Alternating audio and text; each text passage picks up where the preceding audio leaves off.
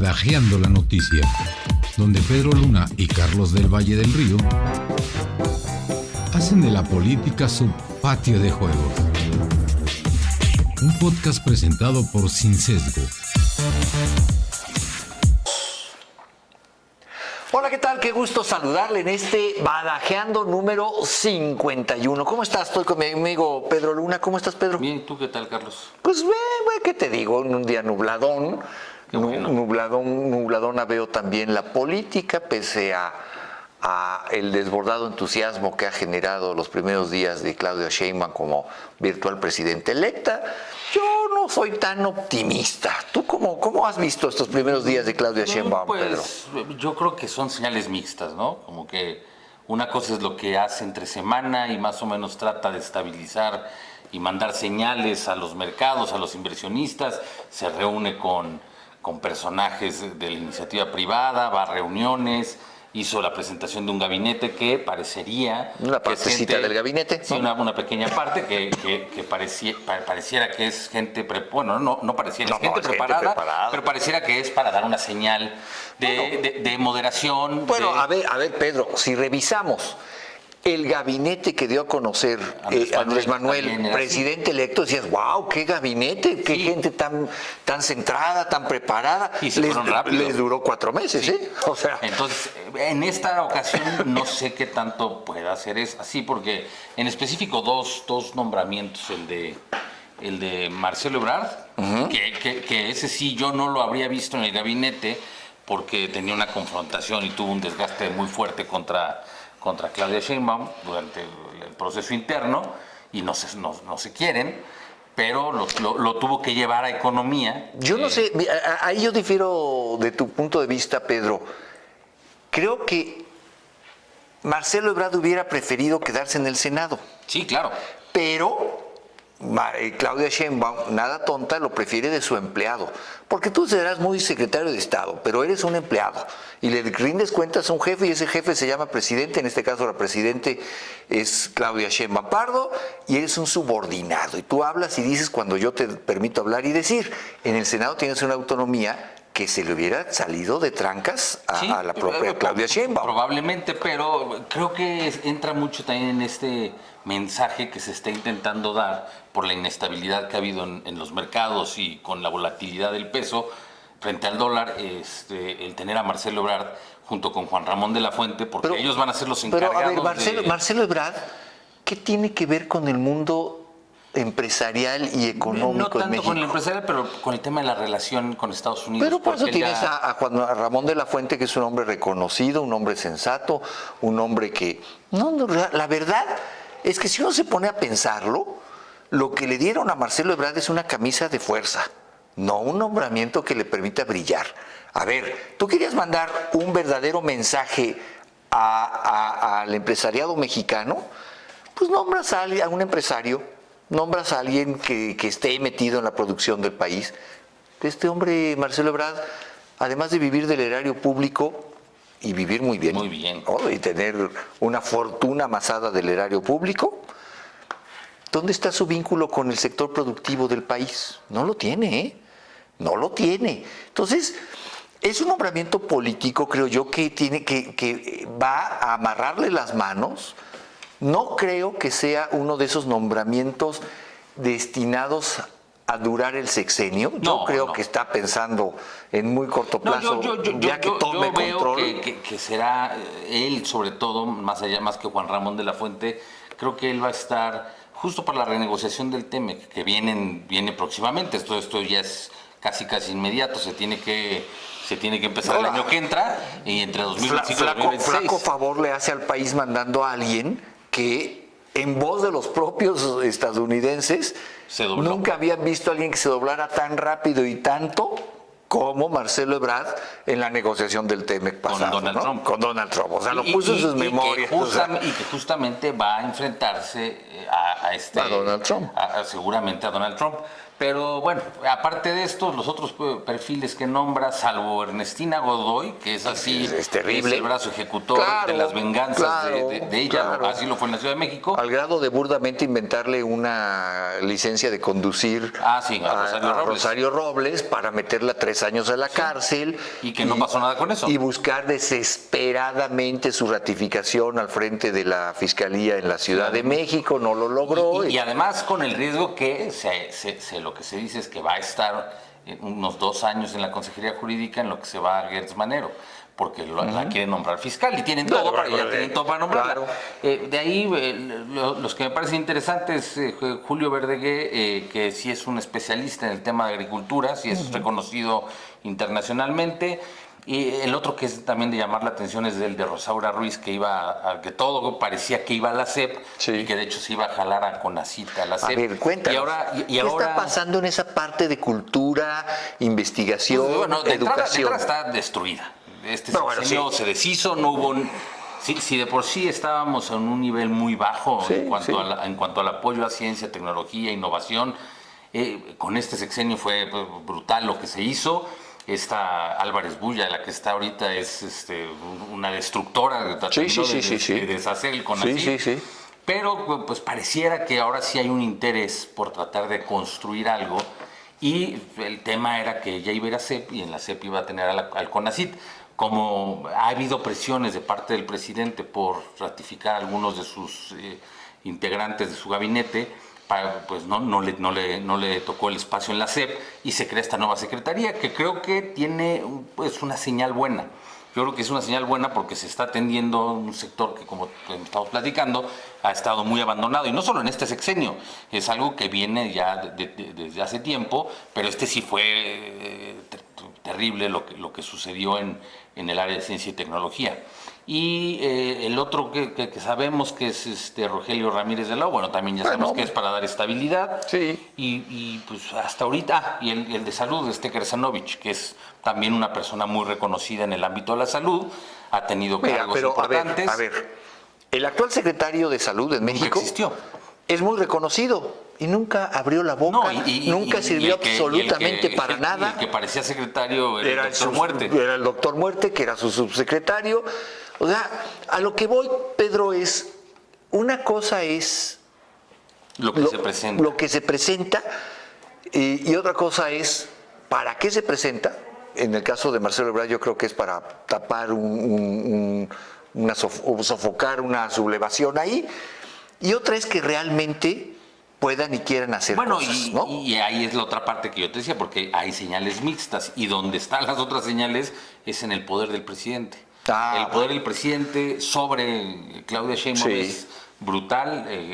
Cada fin de semana o cada que se reúnen le impone una nueva reforma. Este fin de semana que pasó le dijo que tiene que ponerle la Guardia Nacional. Ya se sabía, pero ya lo tuvo que mencionar. Pero en la política la forma es fondo. Sí. Aún Claudia, estando de acuerdo con que la Guardia Nacional pasara a la Secretaría de Defensa Nacional, que es una de las cosas que ella de principio dijo, la vemos más adelante. Sí, pero la veámosla más adelante. Ya se la impusieron para allá, de hecho ya. Aún estando de acuerdo, creo que la forma es fondo en la política, no es algo nuevo, ¿no? Sí. Y el hecho de que en un evento, primero, que arrastres a la presidenta electa a tus giras. A tus giras de despedida. Eso ya está mal. Pero ¿no? es que es mostrarle quién manda. Claro, es mostrarle de quién fueron los votos, ¿no? Si los votos son míos, pues, claro. Yo te los presté, yo te los trasladé. Pero el liderazgo está aquí. El jefe soy yo. Y todavía en sus giras dice que él no va a ser cacique, ni líder moral, ni maximato, ni nada. Bueno, hay que pensar que Andrés Manuel siempre lo que dice que no va a hacer, sí, claro, es lo que hace. ¿Cuántas veces nos dijo denme por muerto? Sí, anda muy vivo, ¿no? Efectivamente, entonces, sí, claro. Pues yo lo que veo es que hasta este momento, de lo que se ha visto, no veo a Claudia Sheinbaum todavía ni siquiera con la intención de cortar o de que asuma, yo no sé, Pedro, o de que asuma el poder. Quizá ha tenido algunos gestos como de querer cortar ese cordón umbilical, pero no rápido. Sí, no le alcanza. Hay quienes apuestan, yo no sé si tú estarías en esa línea formado de, está siendo prudente con respecto a su relación con Andrés Manuel. Cuando más adelante tenga la banda cruzada, ya veremos, ¿no? Sí, yo esperaría A mí me parece que un rompimiento hoy con Andrés Manuel sería catastrófico para ella, para el país. Yo creo ¿no? que, y lo hemos platicado, que en regresar a las formas muy viejas del prismo, porque eso es lo que estamos viendo, es un regreso a un sistema político que ya habíamos pasado, pues regresamos a eso, y pues era una tradición en los presidentes, que en el momento en que se sentaban en la silla y ya asumían el poder, desde la soledad decían de la silla ya en el despacho, también decidían qué iban a hacer con el expresidente y a dónde lo iban a mandar o cómo lo iban a silenciar, en el aspecto de que no estuvieran interviniendo o ejerciendo funciones políticas mientras estaba este nuevo gobierno. Entonces yo esperaría que a lo mejor, pasados los meses, pueda suceder eso, pero también tenemos que pensar en algo. Pero con un tema que es, yo creo que importante, es antes de eso, que es en septiembre, van a aprobarse varias reformas que son el gusto y el capricho y la imposición del presidente. Entonces, eso le quita poder. Porque también estamos viviendo algo inédito en la política mexicana. Siempre un presidente ha terminado muy desgastado su sexenio. Siempre el que emerge como el presidente electo es una nueva figura, una nueva promesa, una nueva corriente política, pero el presidente en funciones en este periodo de transición está debilitado por el ejercicio del gobierno. Pero nunca habíamos vivido que el presidente tuviera tal fortaleza en sus últimos días de gobierno. Entonces tampoco lo facilita. Más bien, ¿no? el presidente tuvo a lo mejor un momento de nerviosismo, debilidad hace ya algunos meses, y ahorita como que tomó un segundo aire. Las elecciones y cómo se resolvieron al final, terminó por darle un segundo aire. Todo salió como lo y hoy quiso. está imponiendo su agenda, ¿no? Sí. Y en este tema, bueno...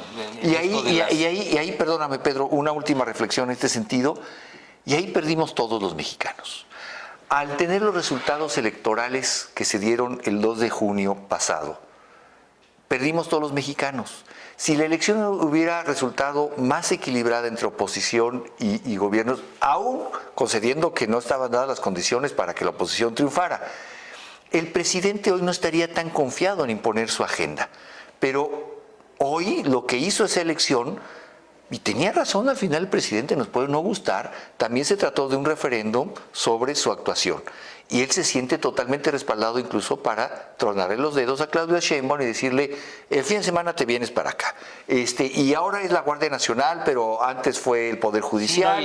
A ver qué se nos va ocurriendo, dice, ¿no? Y si no termino yo esto, lo va a terminar ella. O sea, dándole instrucciones. Sí, claro. Esto es cuando se había visto, eso no era... O sea, ni siquiera en la época del prismo veíamos porque había formas que guardar, ahora ni siquiera hay esas formas, ¿no? Este es el poder concentrado de manera absoluta. Y en ese tema también de estas reformas que vienen, hay que rescatar la opinión, el artículo de opinión que sacó Mike Pompeo, el que fuera secretario de Estado con Donald Trump, en el que dice que el legado de López Obrador va a ser un legado radical, y que las reformas que se van a aprobar, primero son violatorias del TEMEC, entonces que va a haber un problema muy serio ahí y que posiblemente se va a terminar acabando. Eso es lo que él dice. ¿El TEMEC? El TEMEC. Ay, Dios mío, eso sería una catástrofe. Sí, entonces, eso sí sería un problema. Él habla incluso de que puede entrar a un tema de una guerra comercial entre México y Estados Unidos por los cambios y las reformas que se están planteando, y además hace hincapié en la reforma al Poder Judicial, que es una destrucción total de las instituciones en México. Entonces no es cualquier persona la que lo está diciendo, es una persona que conoce y que sabe quién es conoce muy bien cómo actúa el probable próximo presidente de Estados Unidos. Entonces, ante ese escenario que se está planteando en México, pues es que hay que ver cómo va actuando este nuevo gobierno. Y te digo, yo te lo dije la otra vez, yo en algún momento cuando ganó Andrés Manuel le quise dar el voto de confianza y dije, no, a lo mejor pues no va a ser tan malo como el anterior. Sí. Resultó Hasta peor que... y este que viene, pues no, tampoco espero, yo ya, ahora sí no espero ninguna sorpresa. Yo creo que viene un tema mucho más radical. Sí. También lo dijo este fin de semana el presidente, dice, ahora sí inicia la cuarta transformación. Tú lo has dicho también, entonces ahora sí viene la cuarta transformación, porque ya se hizo escuela. Claro. Dice, ya se hizo escuela, entonces... Y lo que nos dijeron fue, aquí gana el que más se radicaliza. Esa fue la lección política de estos 6 años de gobierno de ese Andrés es el Manuel. premio, al que premiaban el más radical. Claro, el más radical, ¿ve? ¿No? Vamos a hablar de futuro, si te parece, un poco de qué nos espera en los próximos días. Sí, y también creo que importante una mirada al mundo, porque también hay un tema, muchos temas importantes. A ver, vamos a hacer una pausa, regresamos a ver un poco a futuro y a ver fuera del ombligo qué hay en el mundo. Hacemos una pausa, estamos de regreso en un minutito con usted. Suscríbete a nuestro canal de YouTube. Sin Sesgo, periodismo de clase mundial para un mundo que nos pertenece. Ya estamos de regreso aquí en este Badajeando número 51. Estoy con mi amigo Pedro Luna, yo soy Carlos del Valle. Hemos estado analizando estos primeros días de Claudia Sheinbaum como virtual presidenta electa, los últimos estertores desde la presidencia de Andrés Manuel López Obrador, que no los últimos en la política, porque eso de que se va a su rancho a ver crecer el pasto... No, y hay que recordar que está la revocación de mandato, entonces es una amenaza que está ahí sobre Claudia. Claro, por supuesto, pero bueno...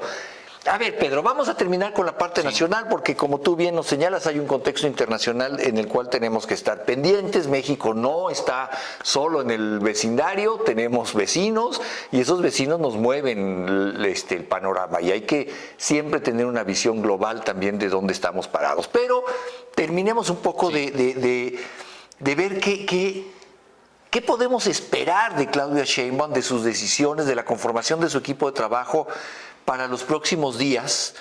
¿De qué podemos esperar de Andrés Manuel, que ve que tiene que entregar la banda? Y mira, yo te voy a decir una cosa, Pedro, el poder es el poder. Y Andrés Manuel es un hombre ávido de poder y sed de mandar. Pero le va a crear un hueco en el corazón entregar la banda. Sí, claro. Aunque sea a su hija putativa, que es su creación, ¿no? Desprenderse de la banda. Porque el poder es el poder. Tú puedes ser el maximato y estar atrás queriendo mandar, pero si algo nos demostró 6 años el presidente es que adora y ama los reflectores. Sí. Lo único que hizo como ejercicio de gobierno fue su mañanera, porque tenía las cámaras, los reflectores, a los opinadores hablando de lo que él hablaba. Muy al estilo de los gobiernos populistas, claro.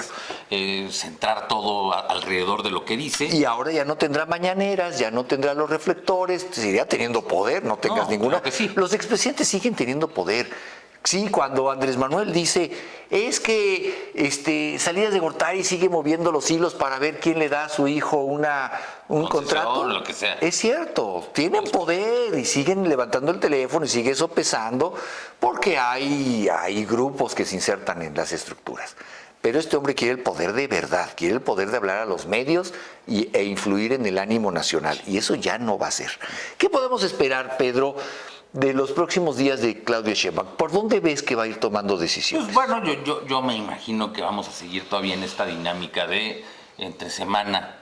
Ella más o menos trata de llevar las cosas con calma, mandar señales de confianza. Hoy es su cumpleaños, por cierto. Además, el día que estamos grabando este programa es el cumpleaños de Claudia Sheinbaum. Sí, yo creo que mandar algunas señales, se terminará de conformar su equipo. Habrá que ver cuántos secretarios repiten. Por ejemplo, viene el de Gobernación, que es importante, que ahí hay una disputa así entre Mario Delgado, Rosa Isela, porque yo te diría, es muy importante ver, quizá más que nunca, en este momento, los segundos niveles, los subsecretarios, porque son el relevo natural para este primer anuncio, ¿no? Sí, cuando se vayan los que pudieran ser moderados, ahí vienen los que son realmente parte de este grupo radical. Sí. Y en las listas que me ha tocado ver o que han circulado, sí, dentro de las subsecretarías vienen los más radicales. Bueno, sí, a la cabeza habrá personajes que pueden tener o tender puentes como Juan Ramón de la Fuente o como Kersenovich o como Claro, algunos otros. pero Juan Ramón de la Fuente a la segunda que le hagan una jugada se va. Sí. Tiene un prestigio internacional que mañana lo pones en cualquier organismo Sí, internacional. pero abajo de ellos es Ahí el hay tema. que ver. Y además, no solo eso, sino en lo que sería el gabinete extendido, el gabinete... ¿Quién es en el gabinete amplio? ¿Quién más está? En el ISSSTE, en la CFE, en Pemex, sí, claro. y en muchos organismos que están dentro de la Administración Pública Federal, ¿quiénes están? Porque también esos son los que después brincan a las secretarías y se empiezan a hacer los enfoques. Claro. Entonces, yo creo que por ahorita vamos a ver a Claudia Sheinbaum todavía con estos mensajes. Ya estará tejiendo fino las subsecretarías, el gabinete ampliado. Yo creo que sí, ya debe tener su más o menos un bosquejo de lo que espera tener como equipo. Y te digo, yo creo que van a ser personas así como Andrés Manuel, con gente moderada al principio. Y con el paso del tiempo va, pero tampoco creo que vaya a ser tan sencillo para ella radicalizarse, justamente por la situación internacional. A ver, ¿cómo está el mundo? ¿Por qué te preocupa especialmente ahorita cómo se nos pone el vecindario? Primero venimos con el proceso electoral en Estados Unidos. Eso ya de suyo es esta semana, es preocupante. El 27 de junio es el primer debate entre Donald Trump y Biden, que se enfrentan aparte en una situación muy peculiar, o sea, única en esta ocasión, porque es un presidente que acaba de ser declarado culpable de 34 cargos. Un expresidente que es Donald Trump, frente a otro que además trae escándalos con el hijo, que también el hijo está involucrado en varios delitos, pero además fue encontrado culpable. Pero que además se le ve sumamente disminuido en sus capacidades físicas. Yo no sé cómo va a ser ese debate, porque tampoco lo entiendo. La verdad es que hay que decirlo con todas sus palabras, lo que nos ha mostrado el presidente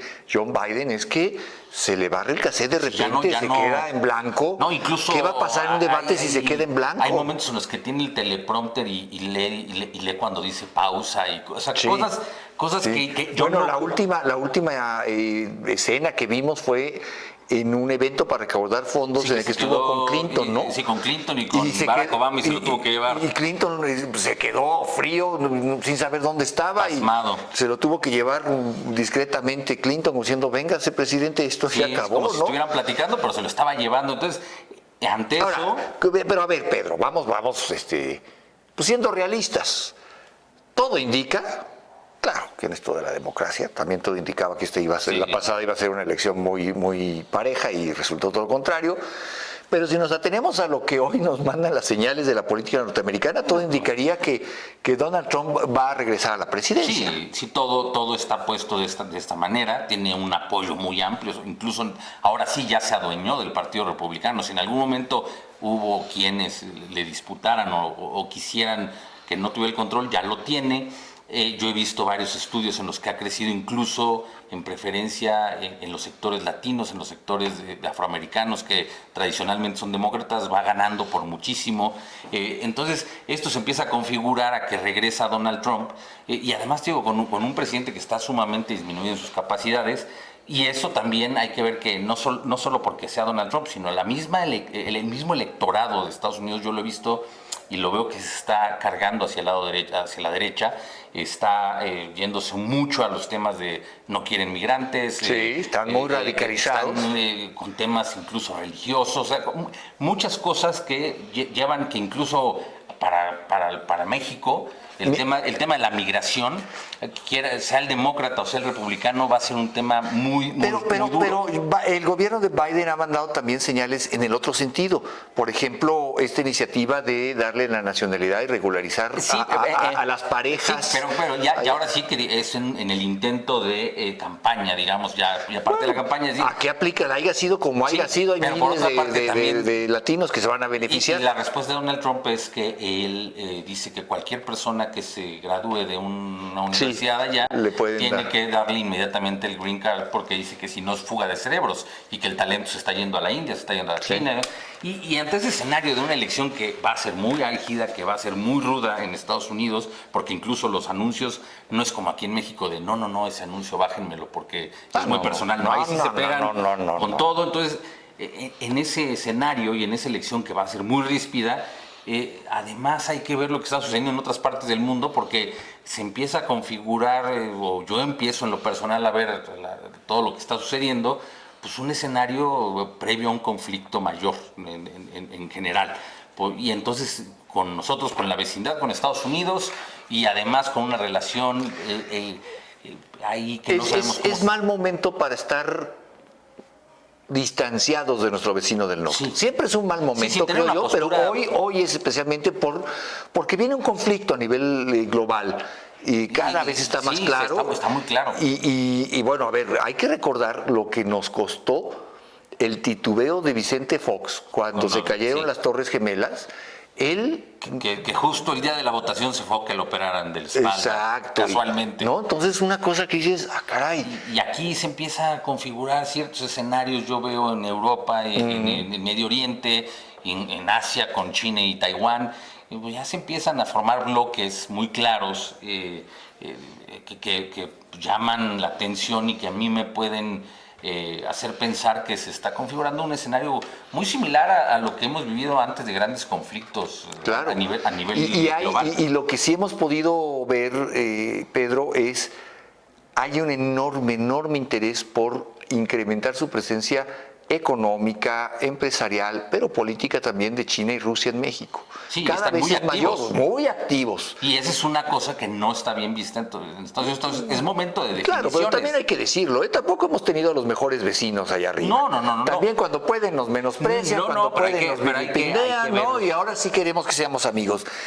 También hay que decirlo, Pedro, es una relación que se cultiva y el sentimiento norteamericano, antiestadounidense en México ha ido creciendo. Como en Sudamérica. Como en Sudamérica. Y hoy se voltean los vecinos del norte indignados diciendo, no están conmigo. A ver, también era algo que tenías que haber cultivado. Pero además en un momento en el que ellos yo ya no los veo con la capacidad de influir como lo tuvieron durante muchas décadas en la política de Latinoamérica, en la política de México, en la política de otros países, porque sí se vivió en los 70s, en los 60s, el gran poder que tenían para imponerse. Ahora no, porque están muy ocupados con conflictos en Medio Oriente, están ocupados con el conflicto de Ucrania, de la guerra, de la invasión a Ucrania. Entonces es complejo para ellos y no tienen mucha posibilidad de influir ya como lo hacían antes. Y sí, México tendrá que definirse porque yo ahora en sobre todo este gobierno se ha visto mucho más propenso a acercarse a Rusia, a acercarse a China. Sí, no, sin duda. Que son justamente el bloque opuesto a Estados Unidos. A ver, ideológicamente ya no tenemos nada que ver. Ideológicamente, desde la política y ahora ratificada con la elección, a ver, todo este tema que escuchamos 6 años de los culpables son los neoliberales, los malos son los neoliberales, tradúzcase desde Estados Unidos con los culpables es la forma de ver el mundo de los Estados Unidos. Y bueno, eso crea una distancia, Pedro, que va a ser muy difícil de librar. Y me gustaría meter un tema más ya en estos últimos minutos, ahora que hablamos del mundo, y es Venezuela. Sí. ¿No? O sea, no está fácil el asunto ahí, viene complicado. Ahora viene el tema de la elección de Venezuela. Bueno, que ese es... Primero, el tema que se hizo el acuerdo Barbados en octubre pasado, en el que se llegaba a un acuerdo entre la oposición y el oficialismo para respetar ciertas reglas con respecto a la elección presidencial, que es el 28 de julio. Acuerdo que inmediatamente Nicolás Maduro mandó a volar. Claro. Además, él concentra y él tiene el control sobre el Consejo Nacional Electoral. Ya el Consejo Nacional Electoral casi prohibió que haya medios internacionales, le quitó la invitación a la Unión Europea que iba a ser observador. El único centro que va a ir, que está ratificado para que vaya como observador, es el Centro Carter, que es del expresidente Jimmy Carter. Es el único independiente que va a observar, pero además en unas elecciones en las que ahora sí, después de tantos años de chavismo, y después de si Chávez tuvo errores tremendos, pues Maduro es peor. Pero cuidado, porque Chávez era a Venezuela lo que López Obrador es a México. Sí. O sea, tenía un arrastre social, Sí, tenía un tenía carisma, tenía... ¿no? Y tuvo mucho petróleo en el momento, claro, que el petróleo era caro. Hasta iba a Nueva York a regalar petróleo. Ahora no. Pero cuidado, ¿y no será Maduro a Venezuela lo que podría ser Claudia Sheinbaum a México? Pues o sea, el heredero del proyecto, pero sin el carisma, sin el arrastre, sin el Sí, porque dinero. además en las encuestas, las serias que ha habido en Venezuela, hablan de un porcentaje como aquí, hablan del 67% contra el 25% Sí. en contra de Maduro. Entonces, también ya se empieza a hablar, y ya esta semana que pasó, un diputado que dice que es de oposición, se autodefine como oposición, pero no es de oposición, es gente de Maduro, puso una queja ante el Consejo Nacional Electoral para que se suspendan las elecciones presidenciales. Ándale, pues. Porque dice que no hay las condiciones por todos los castigos y por todas las ilegalidades y demás por parte de Estados Unidos, que hay una injerencia directa. Entonces, ya está eso ahí. Sí, está en el aire. Ya está en el aire. Se han dedicado todo lo que va del año. Hay como 40 personas directas del frente opositor de allá de Venezuela, de la Plataforma Unida Democrática, que han sido detenidos, encarcelados, y además los llevan a los calabozos del centro de detención bolivariano, sí, que es cosa una cosa ahí, el hongo le llaman, policía, ¿no? como de policía secreta. Entonces viene este proceso muy interesante, porque sí hay ya un hartazgo social, eso sí. Y hay que entender que sí desde el 2014 al 2021 cayó el 76% del PIB. Entonces, y si a eso tú le sumas, Pedro, ya para terminar, sí. Pero si a eso tú le sumas, y ahí lo dejamos para la próxima, hagamos un badajeando especial de política internacional, de cómo está el mundo, porque se me hace que hay que revisarlo. Cuba empieza a desestabilizarse importantemente, el tema de la falta de alimentos ya simbra al gobierno, ya el discurso de Díaz-Canetti no es suficiente. ¿Quién sabe? En los próximos meses, en los próximos años, podríamos ver desmoronarse a Cuba y a Venezuela y entonces saber cómo se redefine la cuarta T en este contexto, ¿no? Sí, porque sobre todo que son los que llevaban la voz cantante a la izquierda. Y también en Bolivia, incluso... Pero por no hablar de Argentina, sí, que bueno, pues... ya es la cabeza de la nueva derecha en Latinoamérica.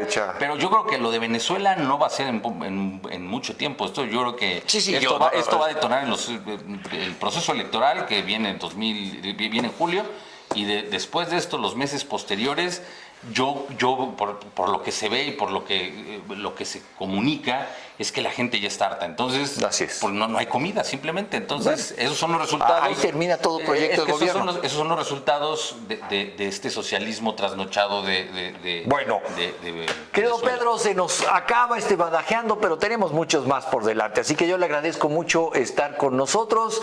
Ahí nos estaremos escuchando próximamente. Muchas gracias por estar con nosotros. Yo soy Carlos del Valle. Yo soy Pedro Luna. Hasta luego. Adiós. Hasta aquí Badajeando la Noticia, donde Pedro Luna y Carlos del Valle del Río hacen de la política su patio de juegos. Un podcast presentado por Sin Sesgo.